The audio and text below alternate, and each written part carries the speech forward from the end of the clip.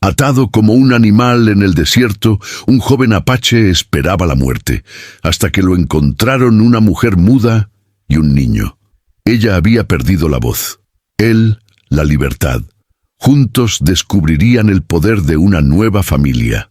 La planicie de Sonora se extendía bajo el sol como una manta desteñida por el tiempo, donde cada espina de nopal parecía un grito mudo pidiendo agua al cielo sordo.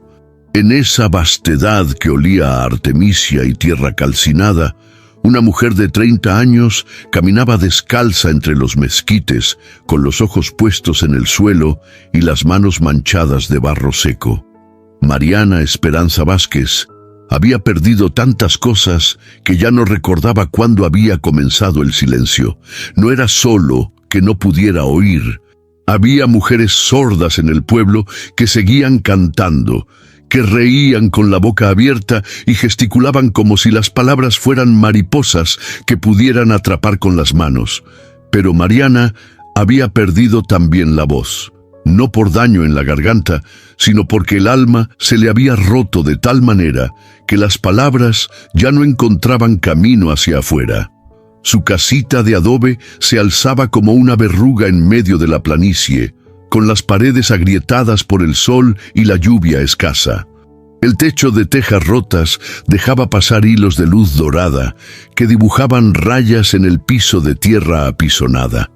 Allí había vivido con Aurelio, su marido, hasta que la fiebre se lo llevó un invierno especialmente cruel. Allí había perdido a sus 2 bebés antes de que aprendieran a caminar. Y allí había dejado de ser maestra cuando la sordera llegó como un ladrón en la noche, robándole no solo los sonidos del mundo, sino también la confianza del pueblo. La muda de la escuela, la llamaban ahora, como si el silencio la hubiera convertido en algo menos que humano, como si sus ojos grandes y oscuros no pudieran leer los labios con la precisión de quien ha aprendido a escuchar con el alma. Mariana no les respondía, ya no tenía nada que demostrarles, pero no estaba sola en su exilio voluntario. Emilito había llegado a su vida como llegan las cosas importantes, sin anunciarse, como la lluvia después de meses de sequía. Su madre, una muchacha de apenas 17 años que trabajaba en el burdel de Santa Ana, lo había dejado en su puerta una mañana de marzo, con una bolsa de trapos y una promesa de regresar que ambas sabían que era mentira. «Cuídelo solo hasta mañana», había dicho, pero sus ojos ya estaban despidiéndose para siempre. Mariana tomó al niño en brazos sin preguntar nada. Emilito tenía entonces 3 años y unos ojos color miel que parecían contener toda la esperanza que a ella se le había agotado. Ahora, 3 años después, Emilito era su lengua y sus oídos. Hablaba por los dos con una naturalidad que hacía que la gente del pueblo olvidara que Mariana no podía responder. El niño había aprendido a comunicarse con ella a través de gestos, dibujos en la tierra y esa conexión invisible que solo tienen quienes se aman sin condiciones. Él la llamaba mamá desde el primer día y ella había aceptado ese regalo sin cuestionarlo. La mañana que cambiaría sus vidas para siempre comenzó como cualquier otra.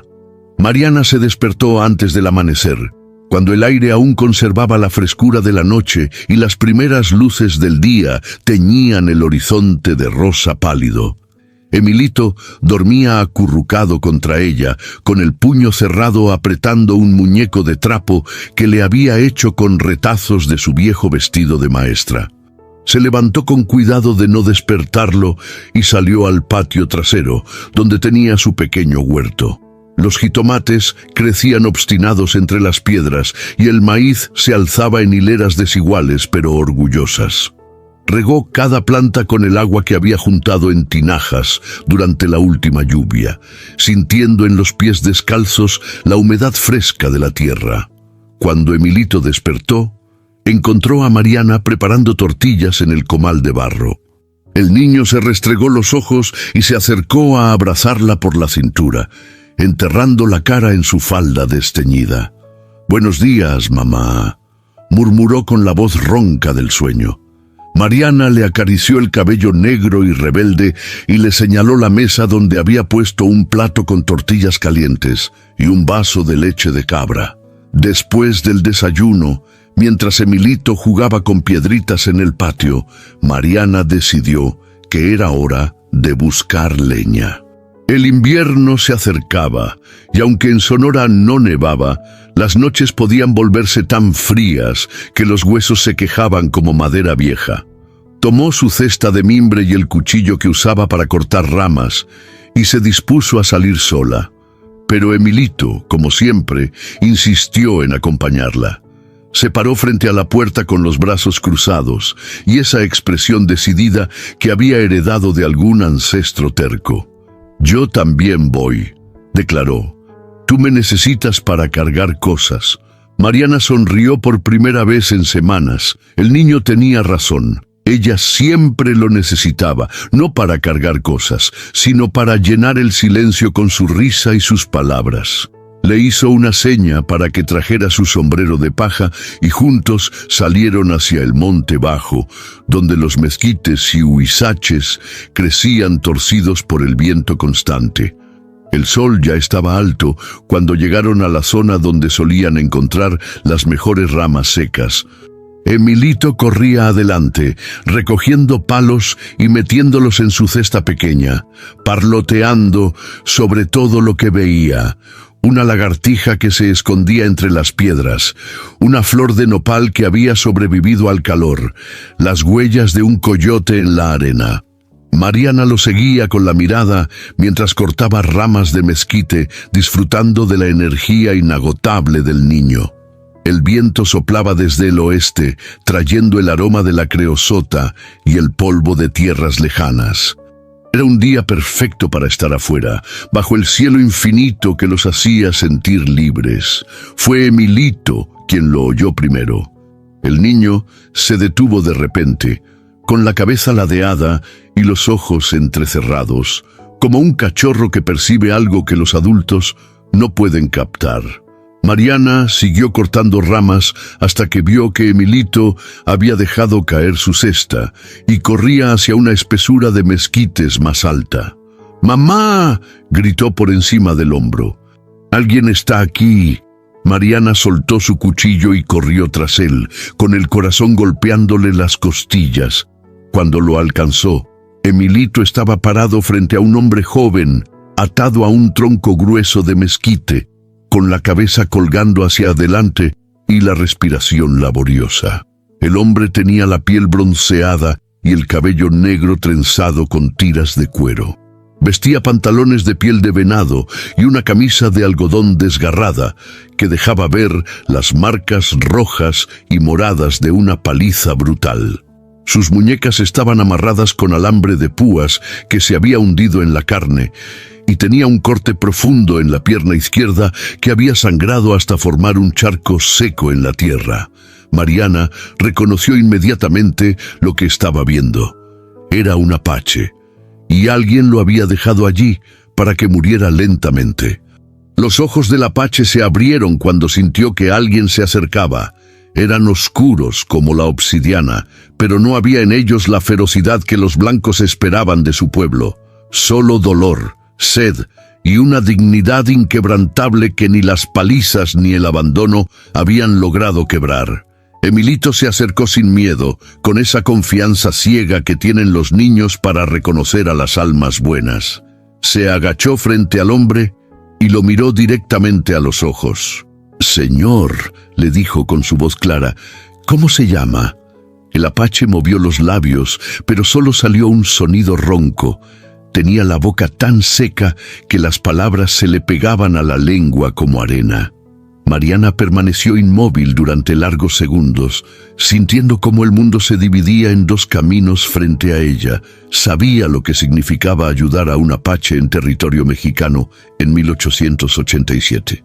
Sabía que los vaqueros y soldados los cazaban como animales, que las autoridades ofrecían recompensas por sus cabelleras, que cualquiera que los ayudara podía terminar colgado del álamo más cercano. pero también sabía lo que era ser juzgada por algo que no podía controlar. Sabía lo que era vivir con una marca invisible que hacía que la gente la mirara con desconfianza y desprecio. El silencio que la rodeaba no era muy diferente del odio que rodeaba a este hombre. Además, estaba Emilito. El niño había tomado una decisión sin consultarla y ya estaba tratando de aflojar los nudos del alambre con sus deditos pequeños. «Mamá», dijo sin voltear a verla, «alguien lo amarró aquí como si fuera un animal malo. Pero mira sus ojos. No es malo. Sus ojos son tristes, como los tuyos cuando crees que no te estoy viendo». Las palabras del niño le atravesaron el pecho como una flecha certera. Mariana se acercó lentamente y se arrodilló junto al apache. De cerca pudo ver que era más joven de lo que había pensado, tal vez de su misma edad. Tenía cicatrices viejas en los brazos y el pecho, pero también líneas finas alrededor de los ojos que hablaban de sonrisas y de días felices que parecían muy lejanos. Sacó su cuchillo y comenzó a cortar el alambre con cuidado, tratando de no lastimarlo más. Cada vez que el metal se liberaba de la carne, el hombre se estremecía, pero no se quejaba. Cuando por fin logró soltarle las manos, él se desplomó hacia adelante y ella tuvo que sostenerlo para que no cayera de bruces. El apache la miró entonces directamente, y en sus ojos había algo que ella no había visto en mucho tiempo: gratitud sin lástima, reconocimiento sin juicio. Trató de hablar, pero ella puso un dedo sobre sus labios agrietados y negó con la cabeza. Luego señaló su oído y hizo un gesto que él entendió inmediatamente. Emilito había corrido a buscar agua en una charca cercana. Regresó con su sombrero lleno de agua turbia, pero fresca, y se la ofreció al hombre con la misma naturalidad con que le daba de beber a los pájaros heridos que a veces encontraban en el patio. «Mi mamá no puede oírte», le explicó mientras el apache bebía a sorbos pequeños, «pero ella sí te escucha». «Lo sé, porque me escucha a mí con los ojos, y sus ojos son los más inteligentes del mundo». El proceso de llevarlo a la casa fue lento y doloroso. El apache podía caminar, pero apenas apoyándose en Mariana por un lado y en un palo que Emilito había encontrado por el otro. Cada paso parecía costarle un esfuerzo tremendo, pero nunca se quejó ni pidió descanso. Cuando por fin llegaron a la casita, Mariana lo ayudó a sentarse en el petate que servía de cama en el cuarto trasero. El hombre se recostó con un suspiro profundo que sonó como el viento escapándose de una cueva y por primera vez desde que lo encontraron, cerró los ojos completamente. Emilito se sentó a su lado y comenzó a hablarle en español, mezclando preguntas con observaciones, como hacen los niños cuando quieren llenar todos los silencios. ¿De dónde vienes? ¿Tienes familia? ¿Por qué te amarraron así? Mi mamá va a curarte. Ella sabe de medicinas. Antes era maestra, pero ahora es doctora de plantas y animales heridos. Sabes que no puede oír, pero no te preocupes, yo sí puedo oír por ella. Mariana salió al patio a buscar las hierbas que necesitaba. Tenía manzanilla para limpiar las heridas, árnica para los golpes y corteza de sauce que masticaba hasta hacer una pasta para el dolor. Había aprendido a usar las plantas cuando los doctores del pueblo se negaron a atender a la muda después de que Aurelio murió. Cuando regresó con las medicinas, encontró al apache tratando de enseñarle algunas palabras en su idioma a Emilito. Su voz era ronca pero suave, y el niño repetía los sonidos con el entusiasmo de quien descubre un juguete nuevo. «Shash», decía el hombre señalando hacia donde creía que podría haber un oso. «Shash», repetía Emilito. «¿Oso? ¿Shash quiere decir oso?» El apache asintió y sonrió por primera vez, y Mariana sintió algo extraño en el pecho, como si un nudo que no sabía que tenía se aflojara un poco. Pasó el resto del día curando sus heridas. Limpió cada corte con agua de manzanilla tibia, aplicó la pasta de árnica en los moretones más feos y vendó la herida de la pierna con tiras de una sábana vieja. El apache se dejó curar sin resistencia, aunque a veces apretaba los dientes cuando el dolor era más intenso. Cuando llegó la noche, Mariana preparó caldo de pollo con verduras y tortillas calientes. El apache comió despacio, saboreando cada bocado como si fuera el primero en días, lo cual probablemente era cierto. Emilito no paró de hablar durante toda la cena, contándole sobre su vida con Mariana, sobre los animales del desierto, sobre sus juegos y sus sueños. «¿Cómo te llamas?», le preguntó finalmente el niño. «Nahuatl», respondió el hombre, y su nombre sonó como el viento entre las hojas secas. «Nahuatl», repitió Emilito, probando el sonido en su boca. «Me gusta. Suena como el agua cuando corre entre las piedras». Esa noche, Mariana no pudo dormir. Se quedó sentada en el patio, mirando las estrellas y preguntándose qué había hecho.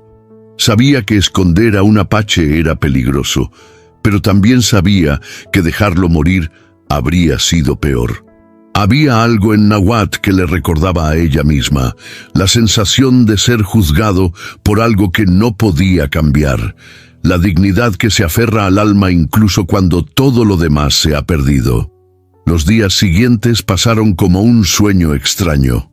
Nahuatl se recuperaba lentamente, y con cada día que pasaba, la pequeña casa se llenaba de una energía nueva. No era solo que hubiera un hombre en el lugar, era que había alguien más que entendía lo que significaba vivir en los márgenes del mundo. Emilito se había convertido en el intérprete oficial entre Mariana y Nahuatl, aunque pronto descubrieron que no necesitaban tantas palabras como habían pensado. Nahuatl aprendía español con una rapidez sorprendente, y Mariana comenzó a enseñarle los gestos que usaba para comunicarse con Emilito. Una mañana, mientras Mariana preparaba el desayuno, Nahuatl se acercó y le tocó suavemente el hombro. Cuando ella se volteó, él señaló hacia el fogón y luego hacia sí mismo, haciendo el gesto de cocinar. Mariana dudó un momento, pero luego asintió y se hizo a un lado. Nahuatl tomó masa de maíz y comenzó a formar pequeñas tortillas, pero no como las que ella hacía. Estas eran más gruesas y tenía una forma ligeramente diferente. Las puso en el comal y les añadió semillas que sacó de una bolsita de cuero que llevaba atada a la cintura. Cuando las tortillas estuvieron listas, tenían un sabor diferente, más terroso, con un toque de algo que Mariana no pudo identificar, pero que le gustó inmediatamente. Emilito las probó con los ojos muy abiertos. «¡Están deliciosas!», exclamó. «¿Qué les pusiste?» «Semillas de girasol», explicó Nahuatl con su español cada vez más claro. Mi abuela me enseñó». Fue la primera vez que mencionaba a su familia, y Mariana vio una sombra de tristeza cruzar por sus ojos. Puso una mano sobre la suya en un gesto de comprensión, y él le sonrió con gratitud. Poco a poco, Nahuatl comenzó a contarles su historia. Había venido del norte, de las montañas de Arizona, siguiendo rumores de que su hermano menor había sido capturado por comerciantes de esclavos y vendido a algún rancho en Sonora. Había buscado durante meses sin encontrar rastro de él, moviéndose de noche y escondiéndose durante el día. «Los hombres que me ataron», contó una tarde mientras los tres estaban sentados bajo la sombra del mezquite más grande del patio, «me vieron cerca de sus vacas. Pensaron que las iba a robar, pero yo solo buscaba agua. Me pegaron y me dijeron que todos los apaches éramos ladrones y asesinos». Emilito se acercó más a él y puso su manita sobre su brazo cicatrizado. «Los hombres malos dicen cosas malas», declaró con la sabiduría simplista de los niños. «Pero tú no eres malo. Tú nos ayudas con la comida y le enseñas palabras bonitas a mi mamá». Era cierto, Nahuatl había comenzado a enseñarle a Mariana palabras en apache, usando gestos y dibujos en la tierra. Ella había aprendido que Shi quería decir yo, que Shishe era su palabra para madre, y que Jodila significaba amigo. Le gustaba especialmente esta última palabra, la forma en que sonaba cuando la repetía en silencio, moviendo solo los labios. Pero no todo era paz en su pequeño refugio. Una tarde, mientras Nahuatl ayudaba a Mariana a reparar el techo de la cocina, vieron una nube de polvo acercándose por el camino. Eran 3 jinetes del pueblo y venían directamente hacia la casa. Mariana sintió que el estómago se le convertía en hielo. Sabía que este momento llegaría tarde o temprano. La gente del pueblo era chismosa y algún vecino curioso debía haber notado movimiento extraño alrededor de su casa. Nahuatl bajó inmediatamente del techo y se dirigió hacia la puerta trasera, pero Mariana lo detuvo con un gesto firme. No iba a permitir que huyera como un criminal cuando no había hecho nada malo. En lugar de eso, le hizo una seña para que se quedara en el cuarto de atrás y mantuvo a Emilito cerca de ella. Los 3 hombres se detuvieron frente a la casa sin bajar de sus caballos. Mariana los reconoció. Don Fermín Morales, el dueño del almacén general, su hijo Pablo, un muchacho de 20 años que siempre la había mirado con desprecio, y Rutilio Sánchez, un vaquero que trabajaba para varios rancheros de la zona. «¡Oye, muda!», gritó Pablo Morales sin molestarse en bajar la voz. «Sabemos que tienes algo que no te pertenece». Mariana los miró sin responder, con Emilito aferrado a su falda. «Habla con nosotros, mujer», insistió don Fermín con voz más controlada, pero igualmente amenazante. «Nos dijeron que hay un apache escondido por aquí. Si es cierto, más te vale entregarlo ahora mismo». Emilito dio un paso adelante, con el mentón alzado y los puños apretados. «Mi mamá no tiene que entregarle nada a nadie», gritó con toda la fuerza de sus pulmones pequeños. «Y Nahuatl no es malo». Los 3 hombres intercambiaron miradas significativas. Pablo se bajó del caballo y se acercó a la puerta. «Así que es cierto», murmuró. «Muda, estás cometiendo un error muy grande. Los apaches son peligrosos y si la gente del pueblo se entera de que estás escondiendo uno, van a pensar que tú también eres peligrosa». Mariana no se movió. Pablo era casi 30 centímetros más alto que ella, pero había algo en su postura que le decía que no iba a intimidarla fácilmente. Don Fermín parecía haber llegado a la misma conclusión.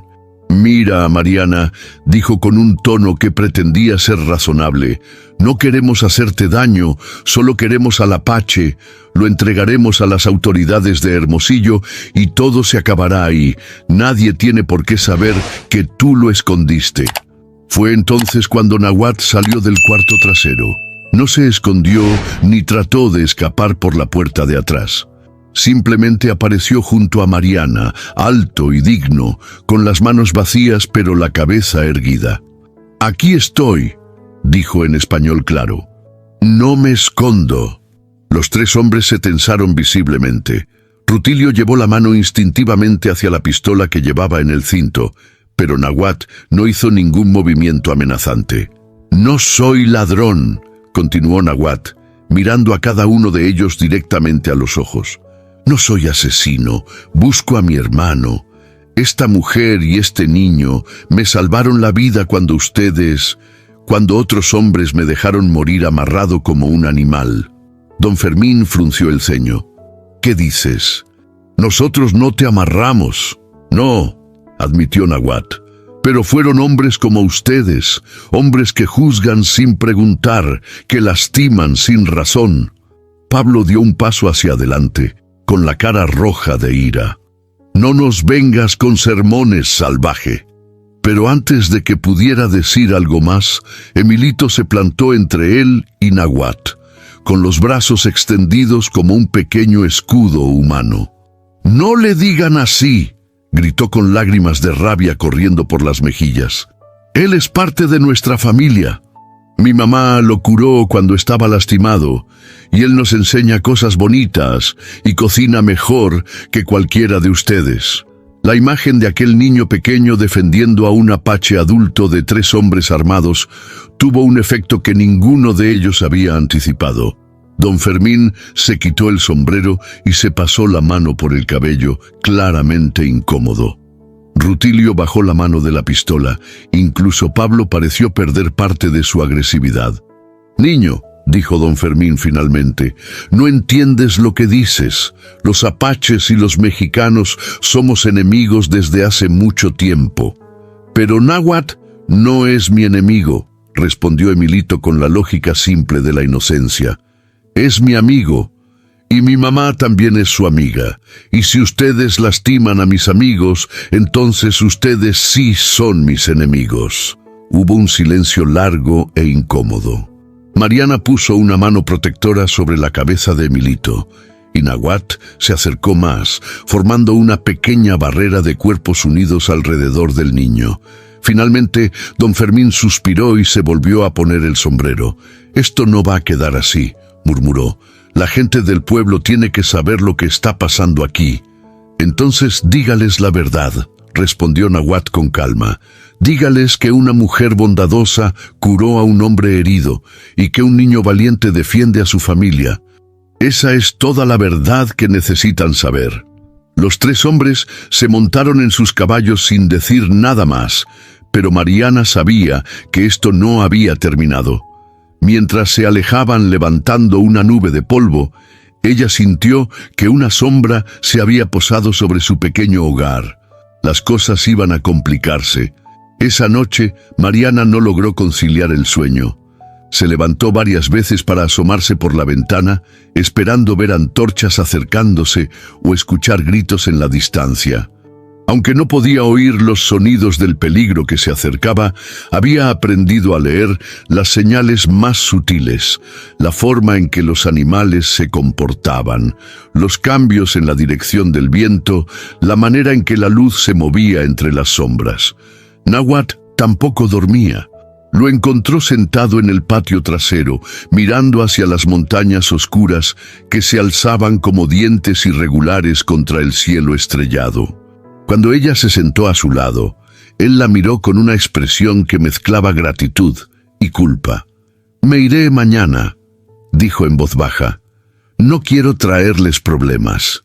Mariana negó con la cabeza vigorosamente y puso una mano sobre su brazo. Con gestos que él ya había aprendido a interpretar, le hizo entender que no era bienvenido a irse, sino que su lugar estaba allí, con ellos. «Pero los hombres del pueblo», comenzó a objetar Náhuatl. Mariana se llevó un dedo a los labios para hacerlo callar, y luego señaló hacia donde dormía Emilito. El mensaje era claro: el niño los necesitaba a ambos. Habían formado algo extraño y hermoso, una familia construida no por sangre, sino por elección y cuidado mutuo. No iba a permitir que el miedo la destruyera. Náhuatl comprendió, pero la preocupación no abandonó su rostro. Conocía mejor que nadie lo que podía pasar cuando la gente decidía que alguien como él no tenía derecho a existir en paz. Al día siguiente, sus temores se confirmaron. Llegaron más hombres que antes. Un grupo de 8 jinetes, liderados por el sheriff de Hermosillo, un hombre corpulento llamado Teodoro Vázquez, que tenía fama de resolver los problemas con bala primero y preguntas después. Esta vez no se quedaron en sus caballos. Bajaron todos y rodearon la casa, con las armas desenfundadas y las expresiones duras. Mariana salió a enfrentarlos con Emilito pegado a su costado, pero mantuvo a Náhuatl dentro de la casa. «Señora Vázquez», dijo el sheriff sin preámbulos, «estoy aquí por orden del gobernador para arrestar al apache que está escondiendo. Entréguelo pacíficamente y no habrá consecuencias para usted». Mariana lo miró directamente a los ojos y negó con la cabeza una sola vez, clara y definitiva. El sheriff frunció el ceño. Había esperado resistencia, pero no de una mujer sordomuda con un niño pequeño. «Señora, esto no es un juego. Si no me entrega al apache por las buenas, vamos a registrar su casa y lo vamos a sacar por las malas. Y si ofrece resistencia, será arrestada por ayudar a un fugitivo. Emilito dio un paso adelante, temblando pero determinado. «Señor sheriff», dijo con voz clara, «¿usted tiene hijos?» La pregunta tomó al hombre por sorpresa. «Sí, niño. Tengo 3 hijos. ¿Y los quiere mucho?» «Por supuesto que sí». «Entonces entiende por qué no podemos dejar que se lleven a Nahuatl. Él es como un papá para mí. Y mi mamá y yo somos su familia. Las familias se protegen unas a otras, ¿verdad?» El sheriff se quitó el sombrero y se rascó la cabeza, claramente incómodo. No había esperado encontrarse con un dilema moral en lo que debería haber sido un arresto rutinario. «Niño», dijo finalmente, «los apaches son enemigos de México. Han matado a mucha gente buena, pero Nahuatl no ha matado a nadie», respondió Emilito, con la certeza absoluta de quien conoce el corazón de las personas que ama. «Él solo busca a su hermano, y nos enseña cosas bonitas, y nos ayuda con el trabajo, y por las noches nos cuenta historias de las estrellas». Fue entonces cuando Nahuatl salió de la casa. No lo hizo de manera desafiante ni dramática. Simplemente apareció en la puerta como si hubiera estado esperando el momento adecuado. Llevaba las manos visibles y vacías, y su expresión era tranquila. «No quiero que nadie salga lastimado por mi culpa», dijo dirigiéndose al sheriff. «Iré con usted sin causar problemas». «¡No!», gritó Emilito, corriendo hacia él y aferrándose a sus piernas. «No te vayas. Diles que eres bueno. Diles que no has hecho nada malo». Nahuatl se arrodilló para quedar a la altura del niño y le puso las manos en los hombros. «Pequeño guerrero», le dijo con voz suave, «a veces los hombres grandes tenemos que hacer cosas que no queremos hacer para proteger a las personas que amamos. Pero yo te quiero proteger a ti también», sollozó Emilito. «Y lo has hecho», le aseguró Nahuatl. «Me protegiste con tu corazón valiente y tus palabras verdaderas. Eso es más poderoso que cualquier arma». Mariana había estado observando la escena con los ojos llenos de lágrimas que se negaba a derramar. Pero cuando vio que Nahuatl se disponía a entregarse, algo se rompió dentro de ella. Todas las palabras que había guardado durante años, todas las injusticias que había tragado en silencio, toda la rabia contenida por ser tratada como menos que humana, salieron de su garganta en un grito que ninguno de los presentes había esperado escuchar. «¡No!». La palabra salió áspera y desgarrada, como si hubiera tenido que abrirse paso a través de años de silencio forzado. Todos se voltearon a mirarla, sorprendidos de que la mujer muda hubiera encontrado su voz. Mariana se acercó a Nahuatl con pasos decididos, y cuando llegó junto a él, puso una mano protectora sobre su hombro. Luego miró al sheriff directamente a los ojos, y con una voz que temblaba, pero no se quebraba, dijo: «Este hombre no ha cometido ningún crimen. Los únicos criminales aquí son los que lo amarraron como un animal y lo dejaron morir en el desierto. Si quieren arrestar a alguien, arréstenme a mí por tener compasión». El sheriff la miró con una mezcla de sorpresa y respeto involuntario. No había esperado que la mujer supiera hablar, mucho menos que lo hiciera con tanta dignidad y firmeza. «Señora», dijo después de un momento, «yo no hago las leyes, solo las cumplo». «Entonces cúmplalas bien», respondió Mariana. «¿Qué ley dice que ayudar a un herido es un crimen? ¿Qué ley dice que dar comida a quien tiene hambre merece castigo?» Uno de los hombres que acompañaba al sheriff, un vaquero joven con cara de pocos amigos, se impacientó. «Sheriff, estamos perdiendo el tiempo. Agarremos al apache y vámonos». Pero el sheriff levantó una mano para detenerlo. Había algo en la situación que no le gustaba, una sensación de que estaba del lado equivocado de la justicia. «¿Cuál es su nombre, apache?», le preguntó a Nahuatl. «Nahuatl, hijo de Macpe y Ayana, del clan del Águila. ¿Y qué hace en territorio mexicano?». Busco a mi hermano menor, Kele. Fue capturado hace 8 lunas por hombres que roban niños para venderlos como esclavos. Seguí su rastro hasta aquí». El sheriff frunció el ceño. Los comerciantes de esclavos eran un problema real en la frontera, aunque las autoridades preferían no hablar mucho del tema. ¿Tiene pruebas de eso? Nahuatl se llevó la mano al pecho y sacó un collar de cuentas azules y blancas. Esto era de él. Lo encontré en el campamento de unos comerciantes cerca de Nogales, pero cuando llegué allí, ya se habían ido. El sheriff tomó el collar y lo examinó. Era claramente de factura apache, pero eso no probaba nada por sí solo. Emilito, que había estado escuchando con atención, se acercó al sheriff. «Señor sheriff», dijo con voz clara, «mi mamá dice que la justicia significa hacer lo correcto, no solo obedecer órdenes. ¿Usted cree que está haciendo lo correcto?» La pregunta era simple, pero cortaba directo al corazón del asunto. El sheriff miró a la mujer que había encontrado su voz para defender a un extraño, al niño que defendía a su familia improvisada con la valentía de un guerrero, y al apache que había venido a buscar a su hermano perdido. Luego miró a sus hombres, que esperaban órdenes para arrestar o disparar. Finalmente suspiró y se volvió a poner el sombrero. «Nahuatl», dijo, «tienes 3 días para encontrar a tu hermano y salir de este distrito. Si después de ese tiempo sigues aquí, tendré que arrestarte. ¿Entendido?» Nahuatl asintió con solemnidad. «Entendido, sheriff. Gracias». Cuando los hombres se fueron, Emilito corrió a abrazar a Mariana y Nahuatl al mismo tiempo, formando un pequeño círculo de brazos temblorosos y corazones aliviados. «¿Hablaste, mamá?», exclamó el niño con lágrimas de alegría. «Encontraste tu voz». Mariana sonrió y se arrodilló para estar a su altura. «La encontré porque tenía algo muy importante que decir», le dijo, y su voz sonaba más clara ahora, como si el uso la hubiera fortalecido. «Tenía que defender a mi familia». Nahuatl los miró a ambos con una expresión que era mitad gratitud, mitad dolor. «Pero ahora tengo que irme», dijo. «Solo tengo 3 días».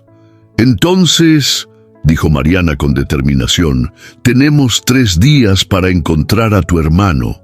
Los 3 días que siguieron fueron los más intensos en la vida de aquella pequeña familia. Nahuatl conocía mejor que nadie los lugares donde los comerciantes de esclavos solían moverse, los caminos menos vigilados, las aldeas donde compraban provisiones, los ranchos remotos que no hacían preguntas sobre el origen de sus trabajadores. Mariana decidió que irían todos juntos. Era peligroso llevar a Emilito, pero era más peligroso dejarlo solo. Y además, el niño había demostrado tener una intuición especial para las situaciones difíciles. El primer día visitaron 3 ranchos en un radio de 20 kilómetros.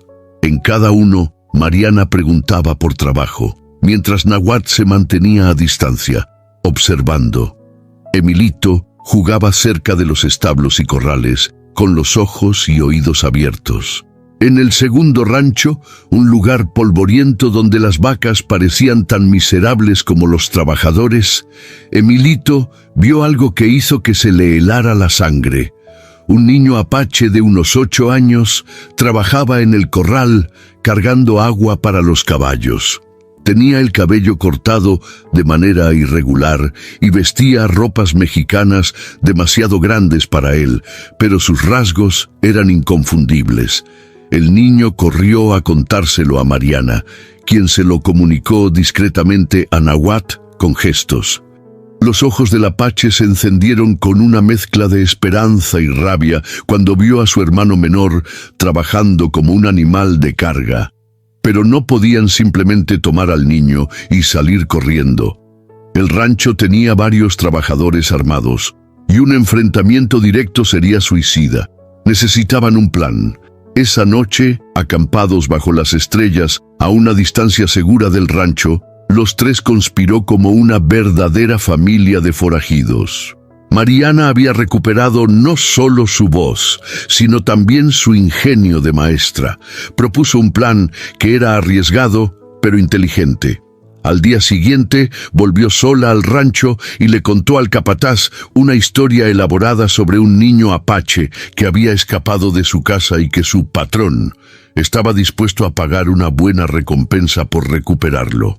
Describió a Kele con suficiente detalle para que el capataz supiera de quién hablaba, pero añadió que el niño era problemático y que causaba más gastos que beneficios.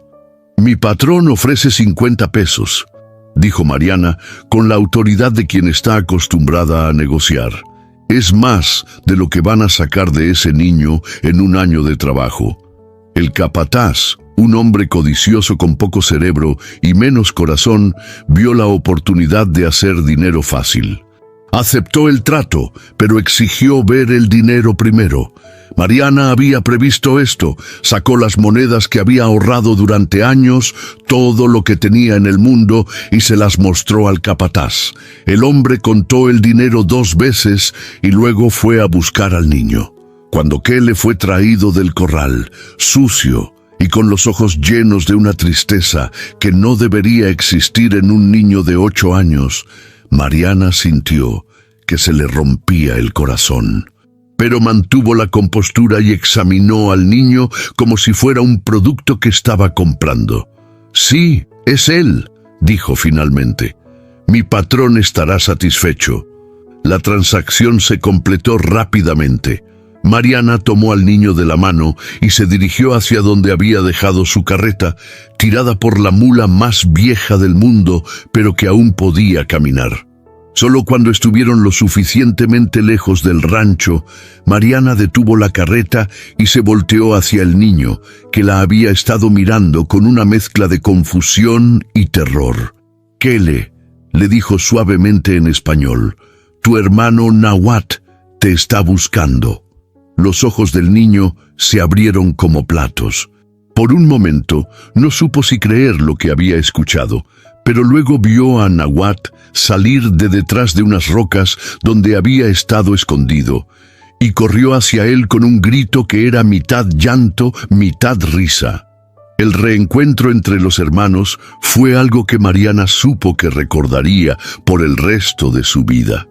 Nahuat levantó a Kele en brazos y lo abrazó como si fuera la cosa más preciosa del mundo, mientras el niño lloraba y hablaba en apache tan rápido que las palabras se atropellaban unas con otras.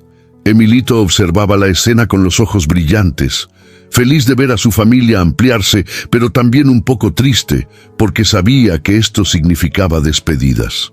Nahuat se acercó a Mariana con Kele aún en brazos, y se arrodilló frente a ella. «No tengo palabras para agradecerte lo que has hecho», le dijo con voz quebrada por la emoción. «Diste todo lo que tenías para salvar a mi hermano. Eres la mujer más valiente que he conocido». Mariana sonrió a través de las lágrimas que finalmente se permitió derramar. «Es lo que hace la familia», respondió simplemente, pero Nahuat negó con la cabeza. «No. Esto es lo que hace una madre, una verdadera madre». Pasaron esa noche juntos, los 5, compartiendo la comida que habían traído y las historias de todo lo que había pasado. Kele les contó en su mezcla de apache y español fragmentario sobre los meses terribles en el rancho, pero también sobre cómo había conservado la esperanza de que Nahuat vendría por él. «Siempre supe que me encontrarías», le dijo a su hermano mayor. «Soñaba contigo todas las noches». Al amanecer, llegó el momento que todos habían estado temiendo. Nahuat y Kele tenían que marcharse. No podían quedarse en territorio mexicano, y Mariana y Emilito no podían irse con ellos al territorio apache. Pero antes de partir, Nahuat tomó las manos de Mariana entre las suyas. «Ven con nosotros», le dijo. «Mi pueblo te aceptaría. Eres una curandera, una maestra, una madre. Siempre habrá lugar para ti». Mariana miró hacia su casita de adobe, luego hacia Emilito, quien esperaba su decisión con los ojos muy abiertos. «Esta es nuestra tierra. dijo finalmente. Aquí está enterrado mi marido. Aquí aprendí a ser madre. Aquí encontré mi voz. No puedo irme. Nahuatl asintió con comprensión, aunque el dolor en sus ojos era evidente. Entonces esto no es un adiós, declaró. Es un hasta pronto. Cuando las cosas cambien, cuando el mundo sea más sabio, volveré. Y traeré a Kele para que conozca a su segunda familia. Le dio a Mariana el collar de cuentas azules y blancas que había pertenecido a Kele. Para que recuerdes que el amor no conoce fronteras, le dijo. A Emilito le entregó una pequeña flauta tallada en hueso. Para que cuando toques esta música pienses en nosotros y sepas que en algún lugar del mundo 2 hermanos están pensando en ti. Los hermanos se alejaron a caballo cuando el sol apenas comenzaba a alzarse sobre las montañas. Mariana y Emilito los vieron partir hasta que se convirtieron en puntos diminutos en el horizonte y luego en memoria. Cuando regresaron a su casa, todo parecía igual pero diferente. Los mismos muebles, las mismas paredes agrietadas, el mismo patio polvoriento. Pero ahora había 3 platos en la mesa, aunque fueran solo 2 para comer, y había historias nuevas que contar en las noches largas. Emilito tocaba la flauta de hueso todas las tardes, llenando el silencio del desierto con melodías que sonaban a esperanza. Y Mariana llevaba el collar de cuentas azules y blancas como un recordatorio de que había familias que se formaban por elección, no por sangre, y que el amor verdadero siempre encontraba la manera de crecer incluso en los lugares más áridos. Una tarde, 3 meses después de la partida de Nahuatl y Kele, llegó una visita inesperada. Era una mujer joven con un bebé en brazos y la mirada perdida de quien ha caminado demasiado tiempo sin dirección. ¿Es usted la señora la que ayuda?, preguntó con voz apenas audible. Mariana la miró y vio en sus ojos la misma desesperación que había conocido tantas veces. Sin hacer preguntas, abrió la puerta de su casa y le hizo una seña para que entrara. Emilito corrió a preparar té de manzanilla, mientras Mariana guiaba a la mujer hacia la mesa donde tantas heridas habían sido curadas y tantas historias habían sido compartidas. Cuando la mujer y su bebé estuvieron cómodos, calentitos y alimentados, finalmente contó su historia. Era viuda, sin familia, expulsada de su pueblo por no poder pagar las deudas de su marido muerto. Había caminado durante días, siguiendo rumores de una mujer que acogía a los perdidos. «No tengo dinero», murmuró con vergüenza. «No tengo nada que ofrecerle». Mariana sonrió y puso una mano suave sobre la suya. «Tienes lo más importante», le dijo. «Tienes un corazón que necesita sanar y un bebé que necesita amor. Eso es más que suficiente». Esa noche, mientras la mujer y su bebé dormían en el cuarto que antes había ocupado Nahuatl, Mariana se sentó en el patio con Emilito, mirando las estrellas que parecían más brillantes que nunca. «¿Crees que Nahuatl y Kele estén bien?», preguntó el niño. «Estoy segura», respondió Mariana. «Los corazones valientes siempre encuentran su camino». «¿Y nosotros? ¿Estamos bien?». Mariana miró hacia la casa donde ahora vivían 4 personas que se habían encontrado por casualidad y se habían elegido por amor. Pensó en su voz recuperada, en las lecciones que había aprendido sobre la familia, en la manera en que el dolor compartido se convierte en fuerza multiplicada. «Estamos más que bien», le dijo a Emilito. «Estamos completos». Y era cierto. En esa casa de adobe agrietado, bajo el cielo infinito de Sonora, había florecido algo raro y hermoso.